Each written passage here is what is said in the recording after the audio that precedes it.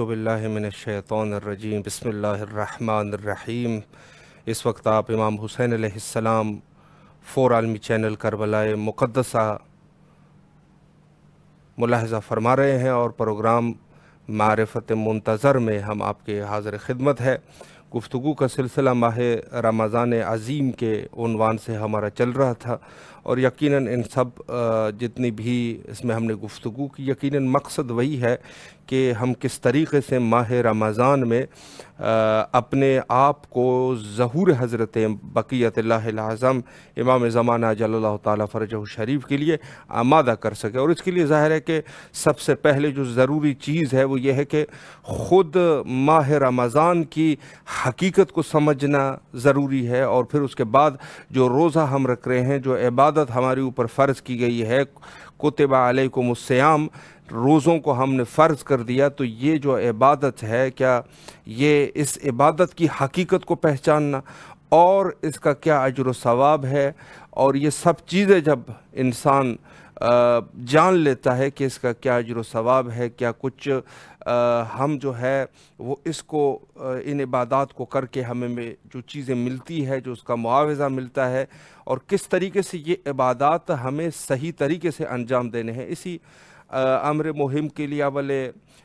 अवल माह रमज़ान अज़ीम से लेकर आज 30 तक, यानी आज आखिरी रोज़ा है, परवरदिगार के दरबार में दुआ गो है कि इंशाअल्लाहुल अज़ीज़ अगली दफ़ा भी अल्लाह हमें इतनी मोहलत दे कि हमारी मुलाकात दोबारा माह रमज़ान अज़ीम से हो जाए। इलाही आमीन। और ये ज़रूरी है क्योंकि इंसान जो है वो हो सकता है बहुत सारे लोग इस चीज़ पर खुश हो जाए कि माह रमज़ान जो है वो इंतहा पर पहुँची और हम अब खा सकेंगे, पी सकेंगे, लेकिन आप यकीन फरमाएं कि ये मकाम खुशी इस उन्वान से नहीं है कि ख़ुद इस माह के जो बरक़ात है, चूँकि जो हदीस में वारिद हुआ है कि अव्वल माह रमज़ान अज़ीम से लेकर आखिरी तक, यानी आज रात तक रहमत के दरवाज़े खुले रहते हैं, तो अर्ज़ यह है कि इस उन्वान से काफ़ी सख्त है एक मोमिन के लिए कि वो माह रमज़ान अज़ीम से उसका फ़िराक़ हो जाए, यानी जुदाई हो जाए। तो ये इस उन्वान से यकीनन दिल को गमगीन करने वाली बात है। लेकिन हाँ, इस उन्वान से कि हमने अल्हम्दुलिल्लाह रोज़े रखे, अल्लाह की इत्तिबा की, अल्लाह की पैरवी की, अल्लाह के हुक्म की तामील की, इस उन्वान से जी बहुत ही खुशी की बात है। और यही वजह है कि कल का दिन जो है ख़ुद अल्लाह ने उसको ईद करार दिया कि यह ईद है। तो इसी उन्वान से कि ख़ुद अल्लाह के पैरवी के उन्वान से कि जो रोज़े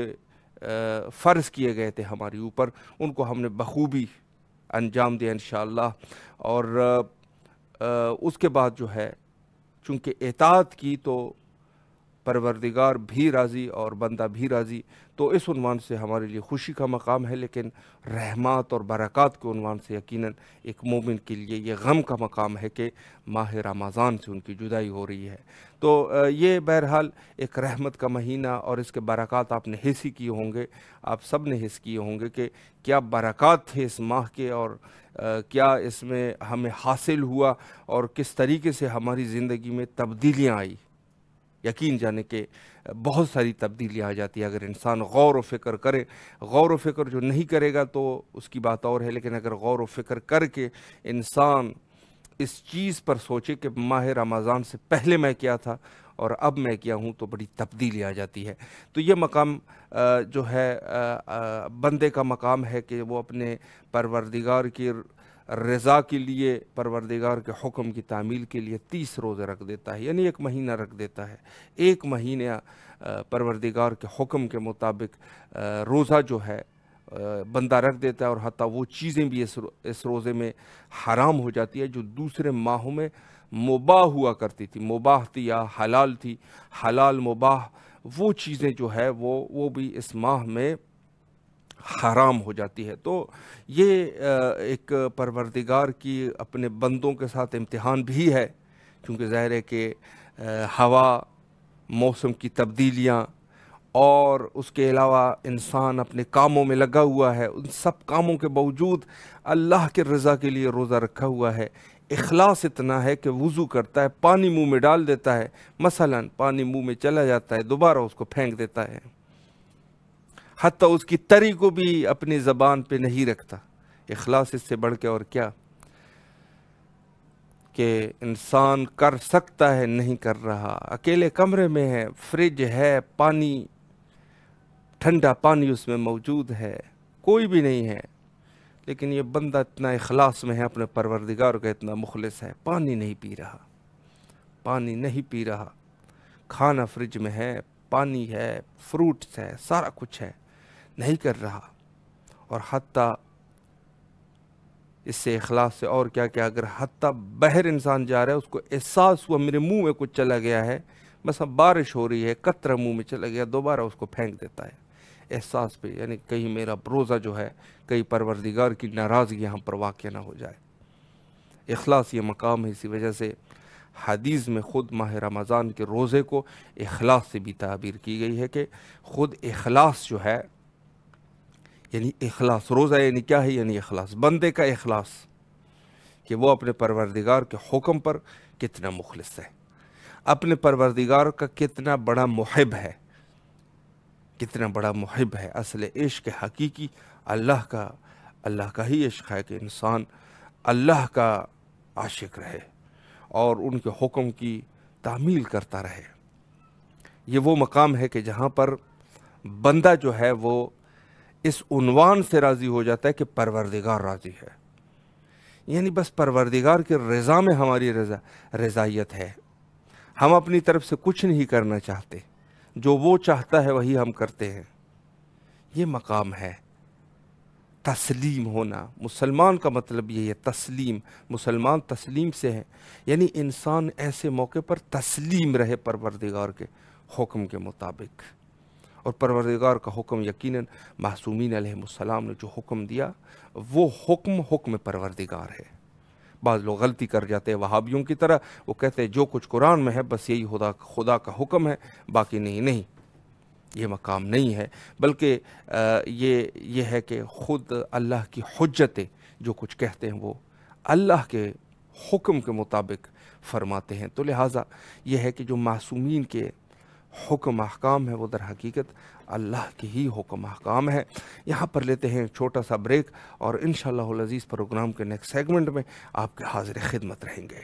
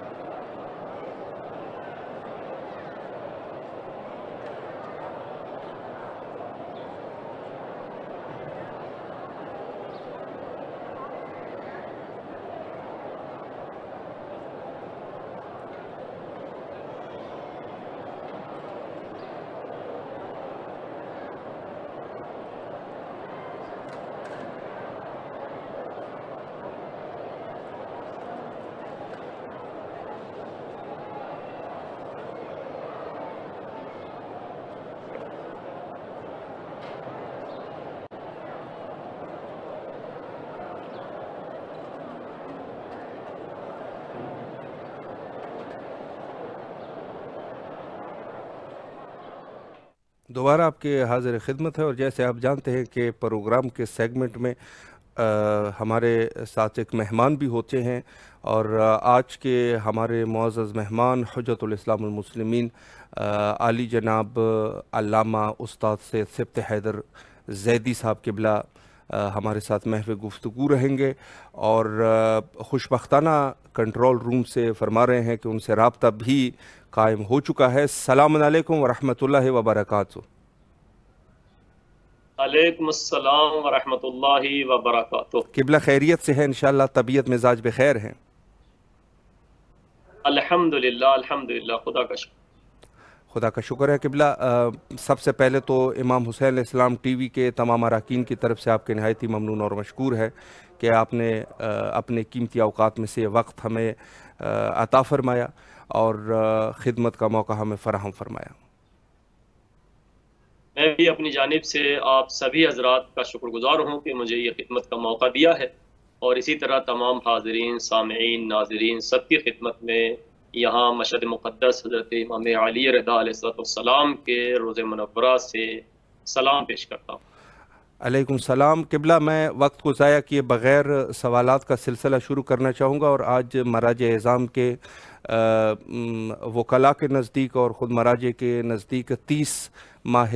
رمضان عظیم ہے، اور اس عنوان سے کہ پورا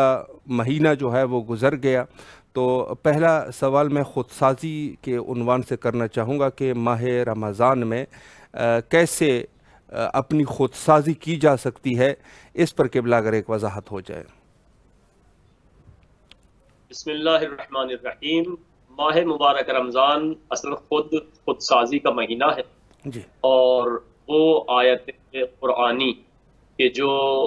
ماہ رمضان میں روزے کے متعلق دستور دیتی ہے، کتب علیکم الصیام کما کتب علی الذین من قبلکم، آخری نقطہ اس میں ہے لعلکم تتقون۔ بے شک اگرچہ لعل عربی زبان میں شاید کے لیے ہے، لیکن یہ شاید ہم جیسوں کے لیے شاید ہے۔ جی، خداوند عالم کے یہاں لفظ شاید نہیں ہے، اس کے یہاں یقینی ہے، چونکہ اس کے یہاں جو بھی چیز ہے درل حتمی ہے۔ جی، لہٰذا یہاں پہ خداوند عالم گویا روزے کا فلسفہ تقوی کو قرار دیا ہے، لعلکم تتقون کے ذریعے سے فلسفے روزہ۔ آج بھی خود میڈیکل سائنس کے اعتبار سے بھی اور ویسے بھی عرفان اور معارف کی دنیا میں بھی روزہ انسان کو اپنے نفس پر کنٹرول کرنے کے لیے بہت زیادہ مؤثر اور مفید ہوتا ہے۔ جی، آج بھی ہمارے اہل عرفان جب عرفا کے پاس اگر آپ جائیں اور کوئی شکایت کرے کہ میرا نفس مجھ پہ غالب آ چکا ہے، میری عقل مغلوب ہو گئی ہے اور مجھے میرا نفس اور شیطان گناہوں کی طرف لے جاتا ہے، تو اہم ترین نقطہ جو عارف لوگ بتاتے ہیں وہ ہے روزہ۔ کہ آپ روزہ رکھیں، روزہ رکھنے سے انسان کا نفس اس کے کنٹرول میں رہتا ہے، اور پھر عقل اس کی غالب رہتی ہے، نفس مغلوب رہتا ہے۔ اس کے علاوہ میڈیکل سائنس کے اعتبار سے بھی جب انسان کا پیٹ خالی رہتا ہے تو پیٹ خالی اور بھوک کی وجہ سے پھر انسان کا نفس، شہوت، نفس کا غلبہ زیادہ نہیں ہو پاتا ہے پیٹ کے خالی۔ یہ میڈیکل سائنس تو میڈیکل سائنس کے اعتبار سے بھی، قرآن کریم کی آیات سے بھی، احادیث شریفہ سے بھی اور علم عرفان میں بھی روزہ اہم ترین نقطہ ہے۔ روزہ اہم ترین نقطہ ہے انسان کا، انسان کی خود سازی کے لیے۔ انسان کو روزہ خدا کے راستے پر لے جاتا ہے، اور پھر انسان احساس اور یہ اس منزل پہ آ جاتا ہے کہ ظاہر خدا کی عبودیت، خدا کی بہرحال بندگی کرنے کا صحیح طریقہ کیسے، کس طرح، یعنی اس معرفت اور اس مقام کو در کر لیتا ہے انسان اگر روزہ رکھے۔ تو روزہ خود سازی کے معاملے میں ایک اہم ترین مرکز ہے ہر لحاظ سے، جیسے بھی دیکھا جائے۔ اور یوں بھی باقاعدہ دوسری روایت میں بھی ہے کہ روزہ سپر ہے انسان کے لیے، گناہوں سے بچنے کے لیے اور شیطان کے حملوں کے لیے، اور بہترین معاون ہے خداوند عالم کی خوشنودی حاصل کرنے کے لیے۔ لہٰذا روزے کے ذریعے سے ہم تین طریقے سے خوشنودی خدا اور اس طرح خود سازی کو حاصل کر سکتے ہیں۔ بے شک، بے شک۔ اگلا سوال قبلہ میں آپ کی خدمت میں عرض کروں کہ خود ماہ رمضان میں جو روزے رکھنے کا حکم دیا گیا ہے، خود روزے رکھنے کے کیا اہداف اور کیا فلسفہ ہے، اس پر بھی قبلہ اگر ایک روشنی ہو جائے۔ جی دیکھیے، ہم نے ابھی آپ کے پہلے ہی سوال میں تقریباً اس کا بھی جواب واضح تھا کہ لعلکم تتقون۔ جی قبلہ، روزہ رکھنے کے جو اہداف ان میں سے تو یہی تھا خود سازی، تقوی اور خداوند عالم کی قربت۔ لیکن اس کے علاوہ بھی بہت سے اور بھی نکات سامنے آ سکتے ہیں. جی مثلا روزے کے متعلق ہی کہا گیا ہے روزہ اس لیے رکھا جائے تاکہ جب انسان بھوکا اور پیاسا رہے روزے میں جی تو ایک نقطہ تو اس کو قیامت کی وہ شدت گرمی اور بھوک و پیاس یاد آ جائے کہ میں اس دنیا میں چند گھنٹے بھوکا رہا ہوں، چند گھنٹے پیاسا رہا ہوں، تو قیامت میں کیا حال ہوگا. صحیح. ایک وہ منظر جو خود آیات میں بھی پیغمبر اکرم سے لے کر کے بعض ائمہ نے اس طرف اشارہ کیا. جی دوسرا نقطہ روزے کا یہ ہے کہ اس دنیا میں آج میں اگر بھوکا اور پیاسا ہوں تو صحیح. مجھے اس کا خیال رکھنا چاہیے روزے کے عالم میں کہ آج میں خدا کی خوشنودی اور عبودیت اور بندگی کے لیے بھوکا پیاسا ہوں. جی لیکن بے شک. دنیا میں نہ معلوم کتنے لوگ سے ہیں ناداری کی وجہ سے بھوکے پیاسے، ناداری کی وجہ سے، یعنی ان کے پاس واقعا ایک وقت کا کھانا نہیں ہے، پانی نہیں ہے. تو میں کم سے کم آج کے دن روزہ رکھ کے اس دنیا میں اپنے جیسے سینکڑوں یا بلکہ لاکھوں کروڑوں انسانوں کی بھوک و پیاس کو درک کر سکوں کہ جو انسان واقعا ناداری کی وجہ سے بھوکا ہے، جی ناداری کی وجہ سے پیاس، اس کی غربت، تاکہ بہرحال ہمارے یہاں جو غرور اور گھمنڈ اور اس طرح کے احساسات ہوتے ہیں بالکل جو کبھی کبھی ہم عقل مغلوب ہوتی ہے، نفس غالب آ جاتا ہے اور ہم احساس ہی نہیں کرتے اور سوچتے ہیں کہ جیسے ہم ہیں ایسی پوری دنیا ہے. لوگوں کو حقارت کی نظر سے دیکھنا، لوگوں کو توجہ نہ کرنا، یہ روزہ ہمارے مزاج کو، ہمارے ضمیر کو جھنجھوڑتا ہے اور جھنجھوڑنے کے بعد ہمیں اس طرف متوجہ کرتا ہے کہ نہیں، دنیا میں سب مساوی نہیں ہے. جی آج ہم نے یہ روزہ رکھا ہے، رکھنے کے بعد یہ احساس ہمیں ہوا کہ ظاہر ہے اس طرح کے دنیا میں اور بھی ہو سکتا ہے بہت سے لوگ ایسے ہوں بے کہ شک. جو مال و دولت نہ ہونے کی وجہ سے، غربت کی وجہ سے بھوکے پیاسے ہوں. تو ہمیں اس احساس سے ان کی طرف سے احساس ہونا چاہیے کہ واقعا پھر ان کے لیے ہم سوچیں، جی اپنا کوئی پروگرام بنائیں اور اس طرح دوسروں کی، غریبوں کی مدد میں ہم حصہ لیں. یہ دوسرا نقطہ ہے. تیسرا نقطہ ہے واقع کربلا. صحیح. ایک تو قیامت تک تھی، جی. دوسری اسی دنیا میں ہمارے دوسرے غریبوں کی بھوک اور پیاس کا احساس ہے. جی. تیسرا احساس جو ہمیں روزے کرنا چاہیے، روزہ ہمیں دلاتا ہے، وہ ہے روز عاشور. روز عاشور امام حسین السلام کے ہمراہ کربلا میں 3 دن بھوکے پیاسے ان کے عزیز و اقارب رہے. تو یہاں سے چونکہ آپ یوں بھی یہ کربلا ٹی وی اور امام حسین علیہ السلام کے روزہ منور سے آپ لوگ لائیو پروگرام دکھا رہے ہیں، جی تو روزہ ہمیں اس عنوان سے حسین سے بہت قریب کر دیتا ہے، بے شک. خصوصاً امام حسین علیہ السلام سے، کہ روزہ رکھنے کے بعد ہم اس شدت گرمی میں، یہ اس وقت مئی کا مہینہ چل رہا ہے اور گرمی خصوصاً ہمارے بر صغیر میں اپنے مکمل شباب پہ ہے، جی مکمل شباب پہ گرمی ہے. اس ہم روزہ رکھنے کے بعد کربلا والوں کی بھوک و پیاس یاد کریں اور پھر دیکھیں کہ انہوں نے 3 دن کی بھوک و پیاس میں کس قدر عظیم امتحان میں وقت گزارا ہے. لہٰذا تیسرا موڑ یہ ہے کہ روزہ ہمیں حضرت امام حسین علیہ السلام کی ایثار، قربانی، شہادت، اس تمام مواقع کے لیے طرف متوجہ کرتا ہے تاکہ ہمیں یہ ہمارا روزہ اپنے خدا سے قریب کر سکے. بے شک بے شک. قبلہ بہت خوبصورتی سے آپ نے وضاحت فرمائی، اور میں بہت سارے ہمارے جو ناظرین ہیں، چونکہ کل کا دن جو ہے وہ عید کا دن ہے اور تقریباً ماہ رمضان کے روزوں کا بھی اختتام ہو چکا ہے، تو فطرانے کے عنوان سے قبلہ بہت سارے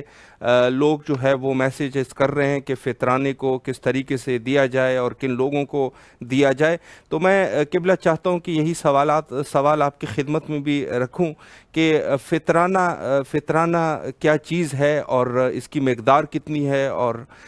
یہ کن لوگوں کو دینا چاہیے، کون حقدار ہے اس کے، اس پر قبلہ اگر ایک وضاحت ہو جائے. جی دیکھیے، فطرہ جس کو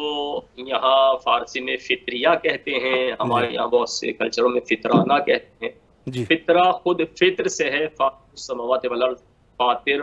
ایجاد کرنا، جدا کرنا. افطار اسی باب سے ہے، اسی باب سے بہرحال یہ ایک روزے کے انجام دینے کے بعد جی ایک مال ہے انسان، گویا کہ انسان نے اپنے پورے وجود سے، اپنے جسمانی روحانی اعتبار سے بھی اس نے روزہ رکھا ہے، تقویٰ، جسمانی اعتبار سے اپنے آپ کو کھانے پینے سے اور بہت سے گناہوں سے، ان تمام مبتلات روزہ سے جدا رکھا ہے جی پورا مہینہ. صحیح. اور اب مال سے بھی بہت راہ خدا میں دے، تو گویا کہ ایسا ہے کہ ہر جہت سے وہ خدا سے قریب ہو چکا ہے، صحیح، ہر لحاظ سے وہ خدا کے قریب ہو چکا ہے۔ لہٰذا خود امام فرماتے ہیں کہ کئی متعدد روایات ہیں جی، کہ فطرہ گویا روزے کی تکمیل کا نام، یعنی آپ اللہ نے اکبر، ماہ رمضان کے روزے رکھے، جی، اگر فطرہ ادا نہیں کیا ہے تو گویا کہ آپ نے روزے رکھے ہی نہیں ہے۔ روزہ اللہ اکبر، رکھنے کے بعد فطرہ گویا کہ اس ماہ رمضان کی قبولیت بھی ہے، اور گویا کہ اس کی تکمیل ہے کہ آپ نے فطرہ دے دیا ہے، یعنی ماہ رمضان کے روزے آپ کے قبول۔ اس طرح اور بھی بہت سے فضیلت اور اہمیت ہے روزے کی، صحیح، لیکن بحث یہ کہ کتنا دیا جانا۔ جی، تمام فقہا تقریباً اس مسئلے میں متفقی ہیں کہ ہر انسان کے بدلے 3 کلو وہ کھانا کہ جو اس کے یہاں پہ عام طور سے رائج ہے۔ جی، اگر پورے سال چاول کھاتا رہا تو ہر انسان کے بدلے 3 کلو چاول، پورے سال روٹی، زیادہ تر کھانا اس کا روٹی رہ چکے، چاول ہو سکتا ہے کبھی کبھی کھاتا ہو، جی، لیکن زیادہ تر کھانا اگر روٹی رہی ہے تو پھر وہی روٹی میں بھی اگر گیہوں خرید کے لایا ہے تو پھر سال بھر میں گیہوں سے نکالے گا۔ اگر شہری زندگی میں آٹا خرید کے لایا ہے، کہ معمولاً شہری زندگی میں گیہوں چونکہ پھر کہاں پسوائیں گے، کہاں لے کے جائیں گے، صحیح، ڈائریکٹ آٹا خریدتے ہیں، تو پھر 3 کلو آٹا۔ جی، اس طرح بہرحال 3 کلو وہ خوراک جو اس کی سال بھر بطور عادی رہی ہے، جی، اس میں سے ہر انسان کے بدلے، ہر صحیح، انسان میں جو گھر کا کفیل ہے، جو گھر کا ذمہ دار ہے، اس پر واجب ہے کہ وہ جی، اپنے خود کی جانب سے بھی اور اپنے اہل خانہ کی جانب سے بھی، صحیح، چونکہ گھر میں چھوٹے بچے،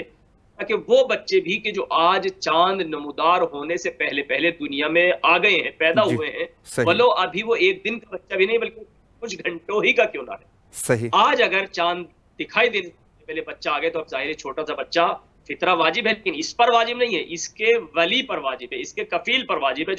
تو اس طرح گھر میں بیٹیاں ہیں، بیویاں ہیں، جی، نابالغ بچے ہیں، فطرہ ہر انسان کے عوض واجب ہے۔ لہذا فطرہ جو واجب ہوتا ہے یہ اس گھر کے کفیل پر واجب ہوتا ہے کہ جو پورے گھر کا خرچ چلاتا ہے۔ صحیح، لہذا ہر گھر میں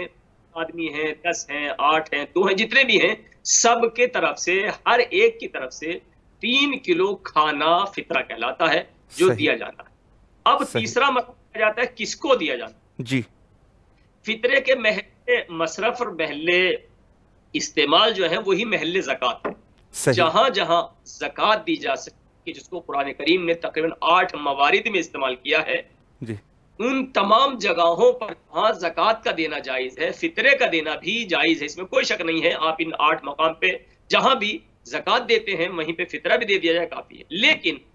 جو مراجع نے تھوڑی سی تاکید کی ہے، جی، تاکید یہ ہے فطرہ اگر کسی غریب شیعہ کو دیا جائے، فرض صحیح، کریں صحیح، چونکہ ان 8 مقامات تو فی سبیل اللہ بھی ہے، جی، 8 مقامات میں فی سبیل اللہ بھی 8 مقام ہے، تو فی سبیل اللہ میں تو ہر کار خیر، آپ کے گھر کے سامنے روڈ بن رہا ہے، سڑک بن رہی ہے، یا اور بھی بہت سے رفاہی کام انجام دیے جا رہے ہیں، فی سبیل اللہ ہے، آپ کر سکتے ہیں۔ لیکن فطرے کے لیے خصوصی طور سے فقہا کا کہنا یہ ہے کہ وہ تمام مصارف اپنی جگہ پر، جی، لیکن اولویت یہ ہے کہ کسی غریب شیعہ کو دیا جائے، غریب شیعہ کو۔ غریب سے مراد یہ ہے کہ اس کے پاس سال بھر کا بالفعل یا بالقوہ صحیح، مخارج نہ ہو، جی، یعنی ایسے امکانات اور پیسے نہیں ہیں، چاہے ایک وقت آج ہی بیٹھے بیٹھے نہیں ہیں، چونکہ آج بیٹھے بیٹھے تو ہم میں سے بہت سے ایسے ہوں گے جو آج اسی وقت سال بھر کا پیسہ ہمارے پاس نہیں ہے، جی، لیکن اکثریت ایسی ہوتی ہے کہ آج نہیں ہے لیکن روزانہ کی آمدنی ہے، ماہانہ کی ہماری سیلری ہے، جی، سال میں یا 6 مہینے میں کہیں سے نہ آمدنی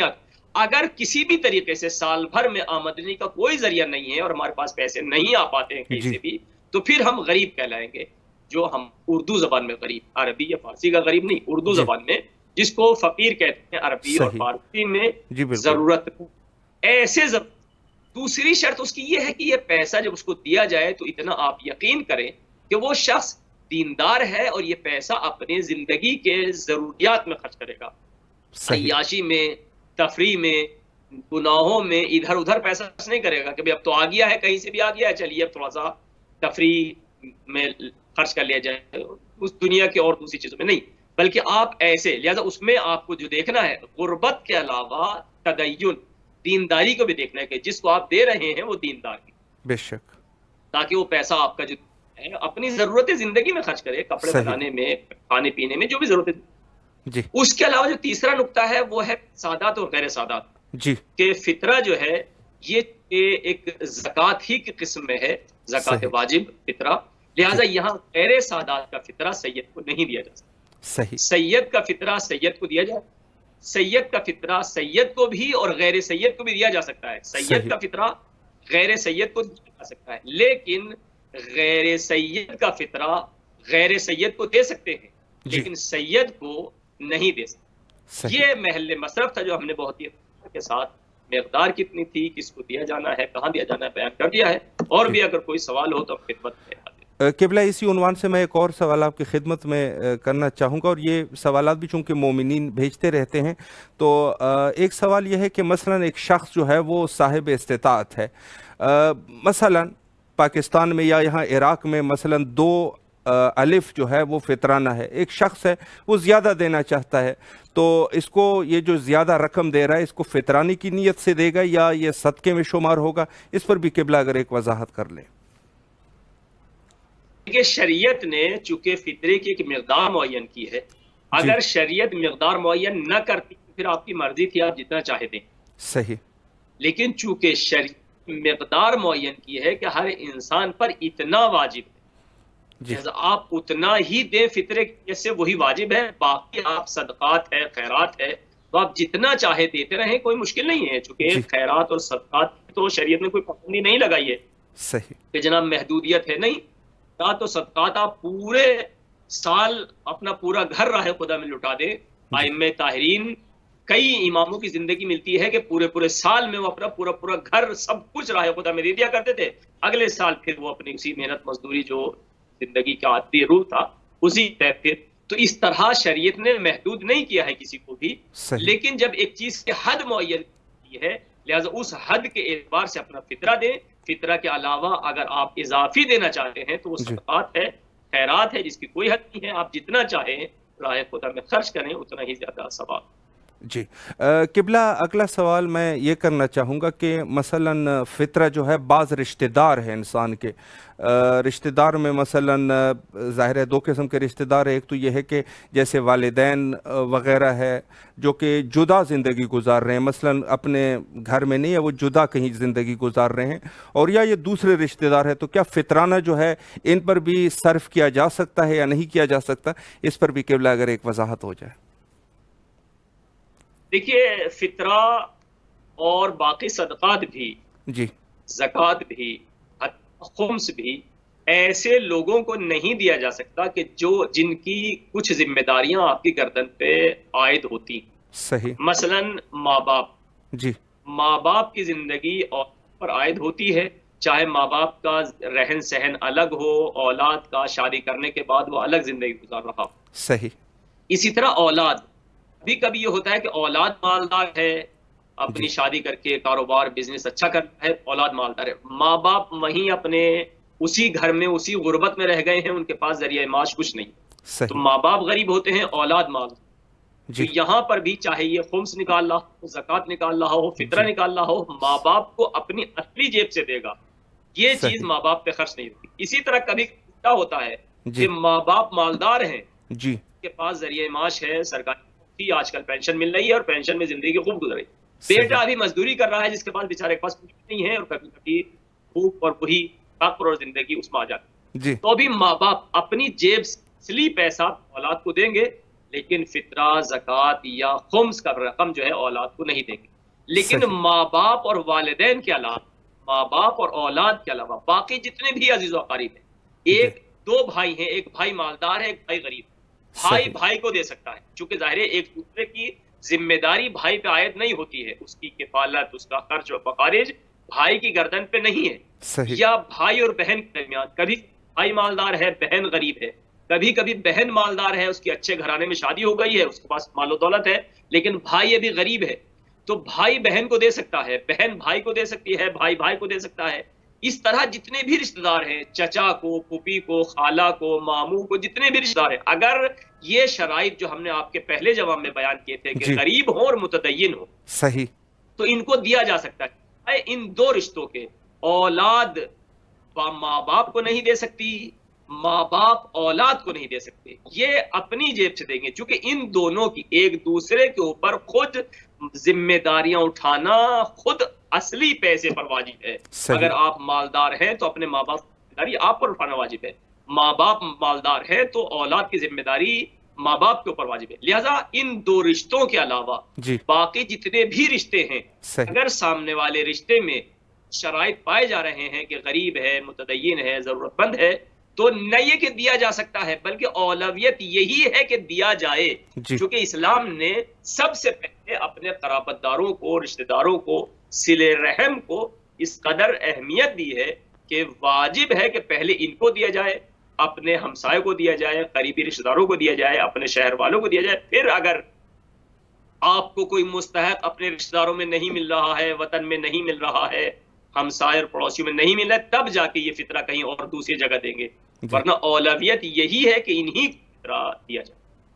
صحیح، شکریہ قبلہ، بہت ہی مہم گفتگو آپ نے قبلہ فرمائی، اور یہ ضروری بھی تھی۔ آخر میں ماہ رمضان کے انتہا پہ قبلہ اگر کوئی پیغام ہے مومنین کے لیے تو بسم اللہ کیجیے۔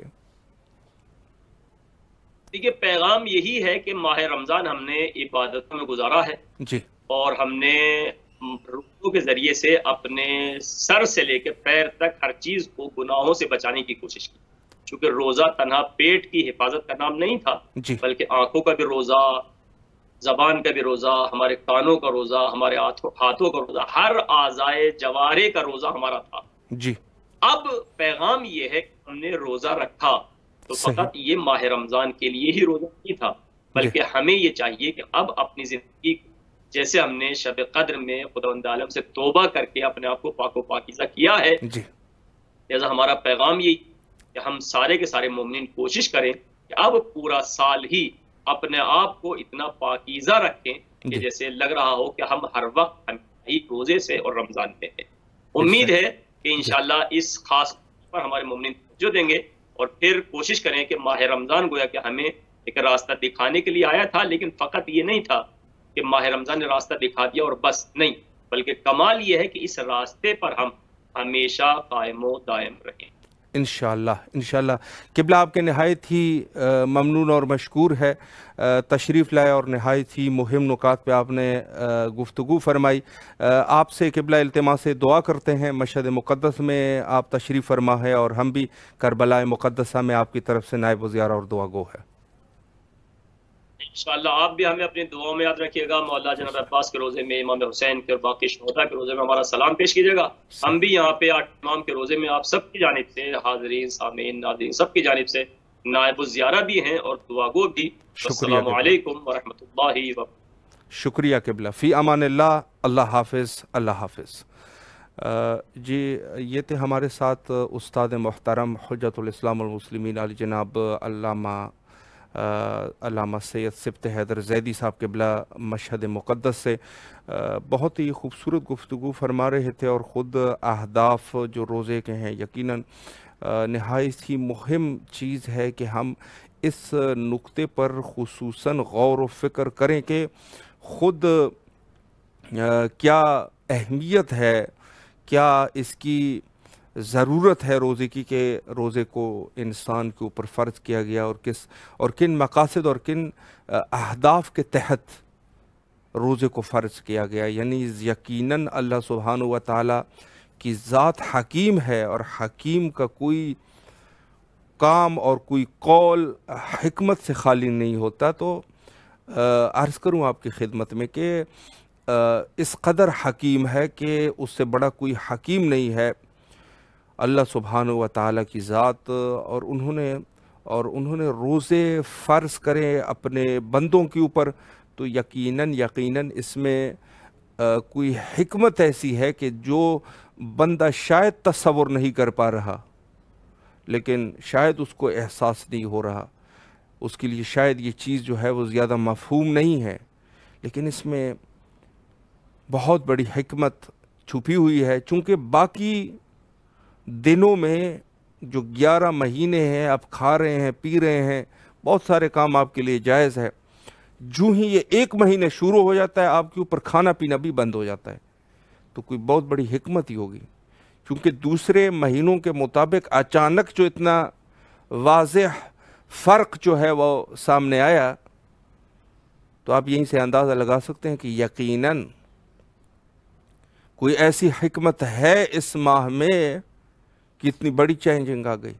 جہاں ہم کھاتے تھے پیتے تھے، بہترین نعمات الہیہ سے مستفید ہو رہے تھے، یہاں ایک دم ایسا ہوا کہ ہمارے نعمات جو ہے وہ نعمات جو ہم کھانے پینے کے حد میں نعمات تھے وہ ہم نہیں استعمال نہیں کر سکتے، اور بہت سارے نعمات، بہت سارے ایسے چیزیں کہ جس سے ہم لذت اٹھاتے تھے اب وہ ہم نہیں اٹھا رہے۔ تو یہ سب وہ چیزیں ہیں کہ جن کے اوپر غور و فکر کرنا چاہیے۔ اللہ سبحانہ و تعالی نے روزے کو فرض قرار دیا اور ساتھ میں فرمایا کہ تقوی کے لیے ہم نے آپ کو روزہ آپ کے اوپر فرض کرایا ہے کہ آپ متقی ہو جائیں۔ اب جو تقوی کا مقام ہے یہ ظاہراً ہم لوگ تو ایسی اس آیات کو ان آیات کو تلاوت کر لیتے اور پڑھ کے چلے جاتے ہیں، لیکن یہ اس پر اگر غور و فکر کرے تو بہت بڑی چیز ہے۔ خود متقی کا کیا مقام ہے؟ متقی کون ہوتا ہے؟ صحیح حقیقت متقی۔ تو یہ وہ چیزیں ہیں کہ جن کے اوپر غور و فکر کی ضرورت ہے۔ لیکن یہ سب آداب کے علاوہ وہی بہلول دانا کا وہ جملہ، حکیمانہ جملہ بہلول حکیم کا، کہ جنہوں نے فرمایا کہ ایک دفعہ اس نے وہ ایک جنید بغدادی سے مخاطب ہوئے اور کہا کہ کھانے کے کیا آداب ہے، کھانے کے کیا آداب ہے؟ تو اس نے کہا کہ کھانے کے آداب ایسے ہونے چاہیے کہ بسم اللہ پڑھنی چاہیے، اور بہتر ہے کہ انسان بوضو ہو کے کھانا کھائے مثلا، اور بہت سارے آداب اس نے بتا دیے۔ لقمے کو اپنے دائیں طرف رکھ کے آہستہ آہستہ چبانا چاہیے، یہی جو حدیث اور روایت میں جو وارد چیزیں ہیں۔ تو بہلول حکیم نے کہا کہ یہ جتنے آپ نے بیان کیے ہیں، آپ تو اپنے آپ کو بڑا شیخ کہہ رہے ہیں کہ ہم بڑے شیخ ہیں، آپ کے پاس تو کچھ بھی نہیں ہے، یہ تو آپ نے سب غلط بیان کر دیا۔ تو وہ بڑے پریشان ہو گئے، اس نے کہا کہ ہم تو یہی حدیثوں میں ہے۔ تو بہلول نے کہا یہ سب چیزیں جو ہے فروعات ہے، اصل جو ہے وہ یہ ہے کہ ایک کھانا جو آپ کھا رہے ہیں وہ حلال ہونا چاہیے۔ تو یہ جتنی بھی چیزیں ہم اسے میں یہ اخذ کرنا چاہتا ہوں کہ یہ جتنی چیزیں بھی ہم بیان کر رہے ہیں روزے کے حوالے سے، روزہ ایسا ہونا چاہیے، روزہ ویسا ہونا چاہیے، ان سب کے لیے ایک شرط ہے، قبولیت کے لیے کی شرط ہے۔ آپ بے شک جیسا بھی روزہ رکھیں، لیکن اگر یہ شرط نہیں ہے روزہ باطل ہے، وہ ہے ولایت امیر المومنین علیہ السلام۔ ولایت امیر المومنین علیہ السلام کے علاوہ روزہ رکھنا باطل ہے روزہ۔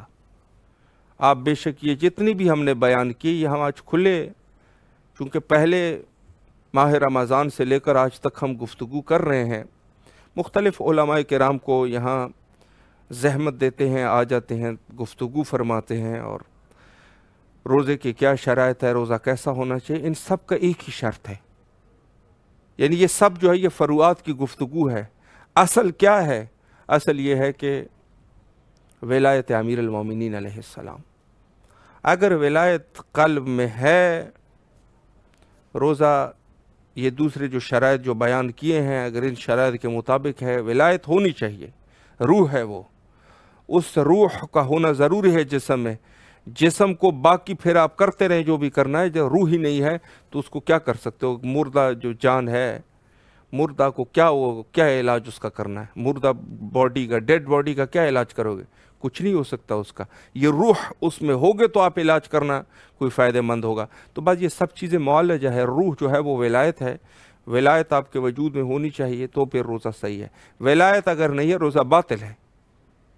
آپ بے شک جتنی بھی احتیاط کرتے رہو روزہ باطل ہے۔ اور ولایت کے لیے بھی ظاہر ہے کہ ضرورت ہے۔ آج ماہ رمضان 30 ہے اور کل عید کا دن ہے۔ میں یہ ایک بات جو بڑی ایک اس کو جو ہے ہم بڑے فخر سے کہتے ہیں، اور اس کو میں بار بار کہتا ہوں، چونکہ کل یکم شوال ہے، عید کا دن ہے، اور اس کے بعد جو ہے خود جیسے ہم اپنے آپ کو کہتے ہیں کہ ہم ولایت والے ہیں، تو ولایت کے لیے ضرورت کیا ہے؟ ولایت کے لیے بھی ایک شرط ہے، جیسے نماز کے لیے وضو شرط ہے، ولایت کے لیے ایک شرط ضروری ہے۔ اگر اس کے علاوہ کوئی شخص کہہ رہا ہے میں ولائی ہوں، وہ جھوٹ بول رہا ہے، غلط ہے۔ ولایت کے لیے ضروری ہے براءت، براءت ضروری ہے۔ اور آج کل کے اس دور میں آپ دیکھ رہے ہیں دشمنان اہل بیت علیہ السلام جو کہ پوری دنیا میں پھیلے ہوئے ہیں، پوری دنیا میں پھیلے ہوئے ہیں، اور دشمنی اہل بیت میں کوئی کسر نہیں چھوڑتے۔ اور اس کی ایک مثال جو ہے وہ خود سعودی گورنمنٹ میں، سعودی عرب میں جو ہمارے ائمہ اربعہ علیہ السلام علیہ السلام کے روضات ہے، یا بی بی سیدہ کا روضہ ہے، تو انہوں نے جو ظلم بقی میں کر دیا، بقی کی جو ویرانی انہوں نے کرا دی ہے، محمد ابن عبد الوہاب اور ابن تیمیہ جیسے فاسدین فاسقین، ان کے فتاوے کو سامنے رکھتے ہوئے انہوں نے جو ظلم کیے ہیں، یہ ہماری ذمہ داری ہے کہ ہم سب چیزوں کو چھوڑ کے اس مسئلے کو جدی طریقے سے لے لیں، ہم سب شیعوں کے۔ اور انشاءاللہ العزیز ہماری کل سے گفتگو جو ہے، کل سے انشاءاللہ گفتگو بقی کی ویرانی کے عنوان سے انشاءاللہ ہوگی، اور یہ جو ہے مہم گفتگو ہے۔ ہم لوگ کبھی کبھی دوسری چیزوں کی طرف چلے جاتے ہیں، یہ فلانا مسئلہ ہے، یہ فلانا مسئلہ ہے، فلان جگہ پہ مظلوم ہے، فلان جگہ پہ مظلوم ہے، ہمیں مظلومین کی فریاد رسی کرنی چاہیے۔ یہ سب چیزیں جو ہے ضروری ہے، یہ سب ضروری ہے، لیکن اس سے سب سے بڑی ضرورت وہ یہ ہے کہ خود جو ہمارے ائمہ اطہار علیہ السلام کے قبور ہے، ان کے اوپر جو ظلم ہے، مظلومین اصل سب سے بڑے مظلومین اہل بیت ہے، اور ہم لوگوں کے اوپر چونکہ حق ہے ان کا، تو ہمیں اٹھنا چاہیے۔ اور در حقیقت میں آپ کو ایک چیز اور بھی بتا دوں، وقت کے امام مظلوم ہے، چونکہ یہ جو قبور ہے، قبور بقی جو ہے، یہ کن کے قبور ہے؟ خود امام زمانہ اجل اللہ تعالیٰ فرجہ الشریف کے آباء و اجداد کے قبور ہے۔ تو آپ یہ بتائیں کہ اگر آپ کے آباء و اجداد کے قبور کو کوئی ظالم خراب کرے، آپ جو ہے اب بیٹھے ہوئے ہیں، تو سب سے بڑے مظلوم تو آپ ہیں۔ تو خود وقت کے امام مظلوم ہے، اور سب سے بڑے مظلوم کے لیے ہمیں آواز اٹھانے کی ضرورت ہے۔ قانون کے دائرے میں کہ دہشت گردی ہم نے نہیں کرنی ہے، ہم نے ہیومن رائٹس کے تحت گفتگو کرنی ہے، اور یہ ہمارا حق ہے۔ اور باقی کے مسئلے کو حضرت آیت اللہ العظمیٰ سید صادق حسینی شیرازی حفظ اللہ تعالیٰ کے فرمائشات کے مطابق ہمیں جو ہے کوشش کرنی چاہیے۔ ہر شخص جو ہے وہ مکلف ہے کہ اس مسئلے کو جدی لیں، اور انشاءاللہ العزیز کل ہمارے پروگرام، چونکہ میں عرض کر چکا ہوں کہ وقت کے امام مظلوم ہے، تو ہم انشاءاللہ گفتگو کو بقی کے عنوان سے رکھیں گے۔ علماء کرام کو بھی اس مہم موضوع کے لیے انشاءاللہ العزیز دعوت کریں گے کہ وہ بھی تشریف لائے، اور انشاءاللہ العزیز گفتگو ہماری بقی کے عنوان سے ہوگی۔ اور سب مومنین کی یہ ذمہ داری ہے کہ علماء کی گفتگو کو سماعت کریں، اور جس سے جتنا کچھ ہو سکے، حتیٰ سوشل میڈیا کی حد تک ہی کیوں نہ ہو، اس پیغام کو لوگوں تک پہنچا دو، اور کہہ دو کہ یہ ہمارا حق ہے کہ بقی کی تعمیر نو ہو سکے۔ مہینہ انتہا پر ہے، ماہ رمضان عظیم، حجت خدا کے ظہور کے لیے کثرت سے دعا کی ضرورت ہے، اور ہم بھی تمام مومنین کی نیابت میں بین الحرمین کربلا مقدسہ میں حجت خدا کے ظہور کے لیے دعا کرتے ہیں۔ اللہم عجل لولیک الفرج۔